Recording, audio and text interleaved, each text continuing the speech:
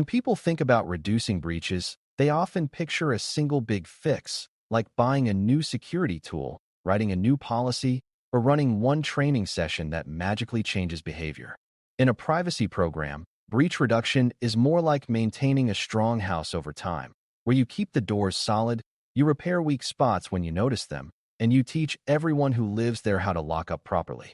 Breach likelihood is the chance that an incident involving personal data will happen, while breach impact is the harm that occurs if it does happen, including harm to individuals, harm to trust, operational disruption, and legal consequences. The title gives us 3 levers that privacy program managers can influence in a disciplined way: plans, controls, and training. Plans shape how the organization responds when something goes wrong, which affects how much damage spreads. Controls shape how data is handled day to day, which affects whether breaches happen and what they expose. Training shapes what people do in real moments, which affects the probability of mistakes and the speed of reporting when mistakes occur. The key insight is that you reduce breaches not by treating incidents as isolated surprises, but by learning from them and continuously updating how the organization prepares, prevents, and responds. By the end, you should be able to explain how updating plans, controls, and training works together to reduce both likelihood and impact in a way that is operationally real. Before we continue, a quick note. This audio course is a companion to our course companion books. The first book is about the exam and provides detailed information on how to pass it best. The second book is a Kindle-only ebook that contains 1,000 flashcards that can be used on your mobile device or Kindle. Check them both out at cyber.author.me in the Bare Metal Study Guide series. A practical place to start is understanding that most breaches have patterns, and those patterns show you where updates should focus. Some breaches come from human error, like sending information to the wrong recipient, using the wrong sharing settings, or falling for a convincing phishing message. Some come from technical weaknesses, like misconfigurations, outdated components, weak access controls, or overly broad permissions. Some come from process gaps, like unclear approval steps for data exports, weak vendor oversight, or missing monitoring that would have detected issues earlier. Many breaches are a mix, where a small mistake becomes a larger problem because controls did not limit exposure or because the response plan did not activate quickly. If you want to reduce breaches, you have to accept that the environment changes and that yesterday's controls may not fit today's systems and workflows.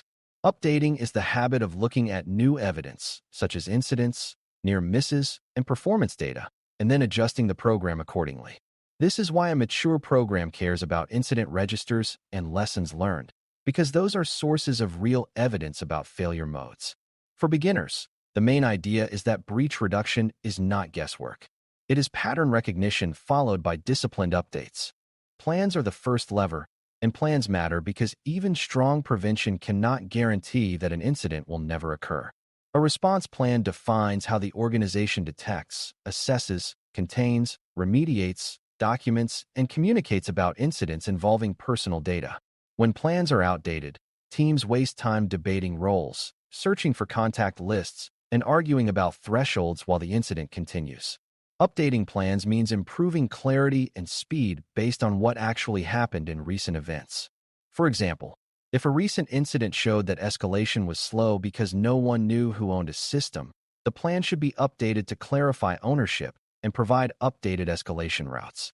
If a recent incident revealed confusion about what qualifies as a reportable event, the plan should be updated to clarify criteria and include practical examples. If communications were inconsistent, the plan should be updated to define approval paths and message templates that match stakeholder needs.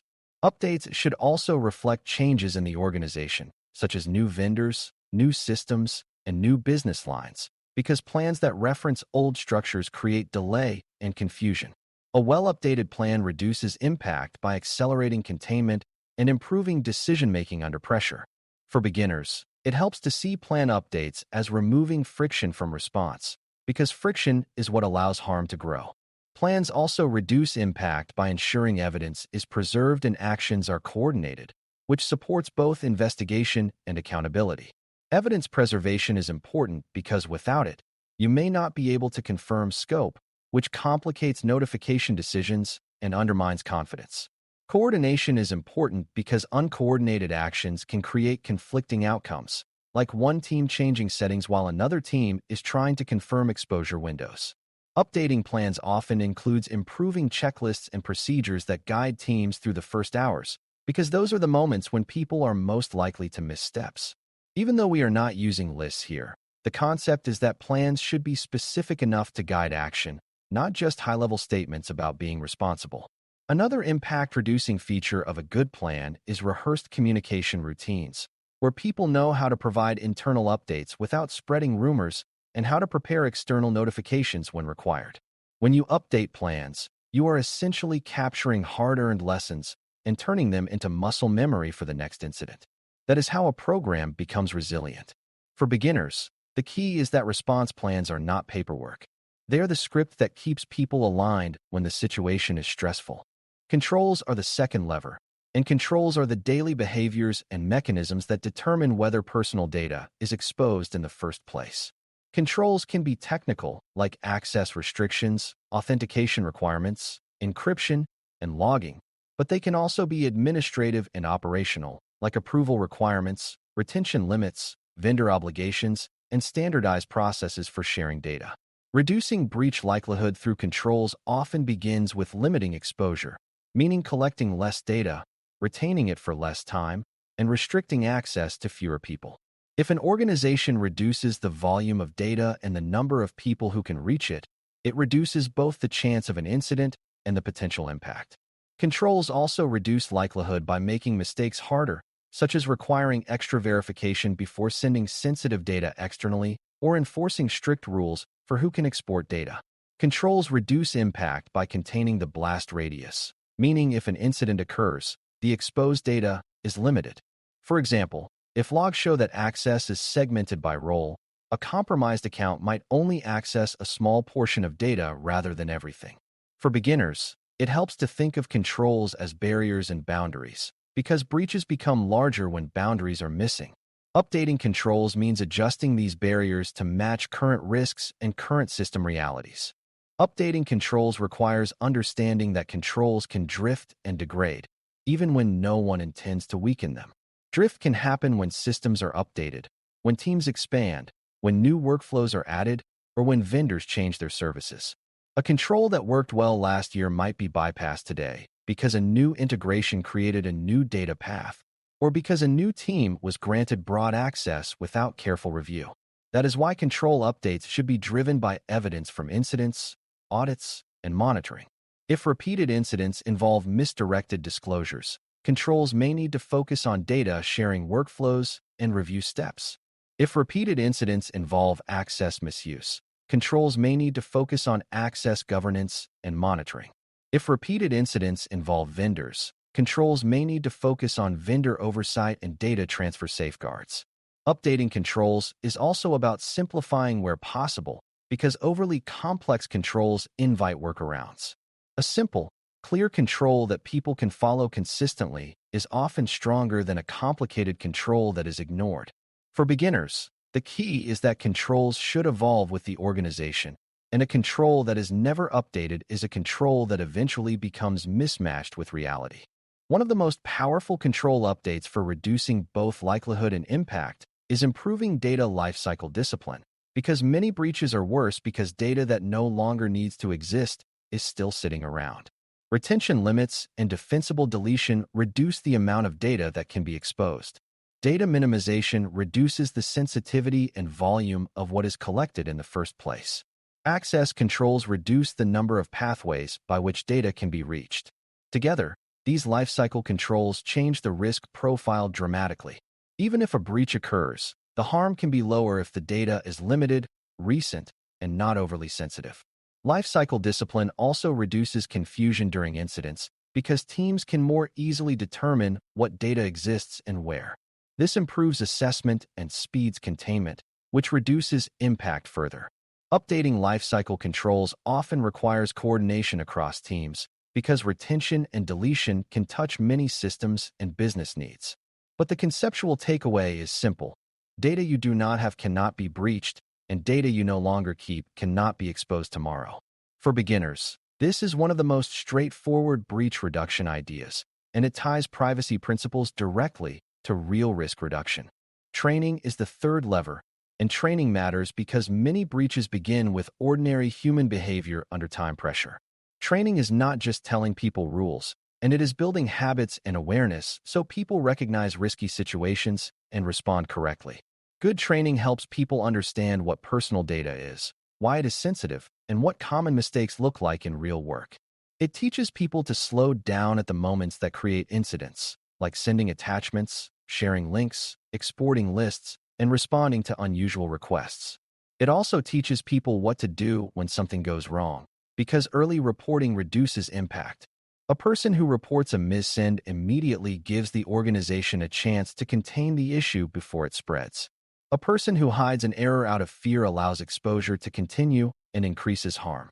This is why training is connected to culture, because training works best when people feel safe reporting mistakes and believe the organization values transparency. Updating training means adjusting it based on the incidents and near misses the organization is actually experiencing, rather than using generic training that feels unrelated to daily work. For beginners, the key is that training is a control, but only when it changes behavior. Training that is forgotten by next week is not a real safeguard. Training updates should also target the right audience in the right way, because different roles handle data differently. People in customer support may need training focused on identity verification and data disclosure risks. People in marketing may need training focused on consent, preferences, and using data within allowed purposes. People in engineering may need training focused on privacy by design, data minimization, and safe defaults in systems. People in leadership may need training focused on decision-making during incidents and risk acceptance discipline. When training is tailored, it becomes more memorable and more practical, which makes behavior change more likely. Training should also be reinforced, because one-time training fades, and reinforcement can happen through reminders, examples drawn from real incidents, and quick refreshers when new risks emerge. Updating training based on incident trends shows employees that the program is responsive and serious, and it helps them connect abstract privacy rules to real consequences. Another training update might focus on how to recognize phishing and social engineering, because those are common entry points for breaches. Even though we are not giving step-by-step instructions, the concept is that training should help people recognize risk patterns and know what actions are expected. For beginners, it helps to see training as repeated practice and judgment, not a single lecture. These three levers, plans, controls, and training, also reinforce each other, and that reinforcement is what makes breach reduction sustainable. Plans define how incidents are handled, which improves containment and documentation, which then produces evidence about what went wrong. Controls reduce the chance of incidents and limit exposure. And when controls fail, the incident response plan ensures the failure is handled quickly and learned from. Training reduces human error and improves reporting, which makes plans and controls more effective because they rely on people noticing and acting. When you update all three together, you reduce both likelihood and impact more than if you update only one. For example, if an incident was caused by a misconfiguration, you might update controls to prevent similar misconfigurations, update training so teams recognize the risk and check settings, and update plans so detection and containment are faster if it happens again. If you only update controls, people may still make mistakes in new ways. If you only update training, the system may still allow risky actions.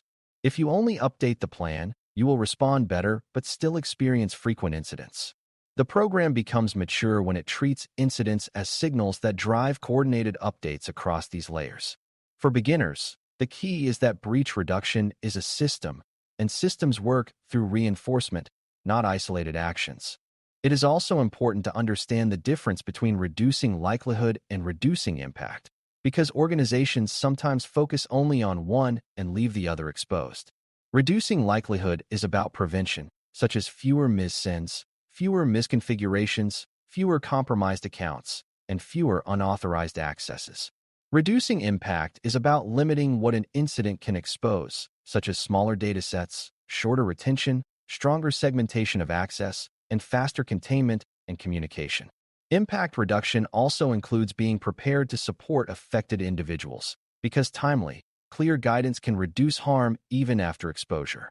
A program that focuses only on likelihood may still face catastrophic impact if a rare breach occurs, while a program that focuses only on impact may experience frequent incidents that erode trust. Updating plans, controls, and training together helps address both. Plans largely reduce impact by enabling fast response, though they can also reduce likelihood indirectly by improving reporting and follow-up. Controls reduce likelihood and impact by shaping the data environment. Training reduces likelihood and impact by shaping human behavior and reporting. For beginners, this distinction matters because it helps you understand why certain updates are chosen. Sometimes the best investment is to lower the probability of incidents, and sometimes the best investment is to limit the damage when something slips through. As we close, reducing breach likelihood and impact is best understood as a continuous improvement practice that uses evidence to drive updates in the right places. Updating plans makes the organization faster, clearer, and more coordinated during incidents, which limits harm and supports accountability. Updating controls makes risky actions harder, reduces unnecessary data exposure, and limits the blast radius when incidents occur. Updating training makes people more aware, more careful, and more willing to report issues quickly, which reduces both frequency and severity. The strength of this approach is that it does not rely on perfect prediction or perfect behavior. It relies on disciplined learning, where every incident and near miss becomes input to a better program. For brand new learners, the most important takeaway is that privacy program management is not just about compliance documents. It is about shaping real-world outcomes through practical levers that affect how data is handled and how people act. When the program consistently updates plans, controls, and training, it becomes more resilient, incidents become less frequent, and when something does happen, the organization is better prepared to protect individuals and demonstrate responsible accountability. Thanks for listening. For more audio courses, daily newsletters, and more, please visit DailyCyber.News.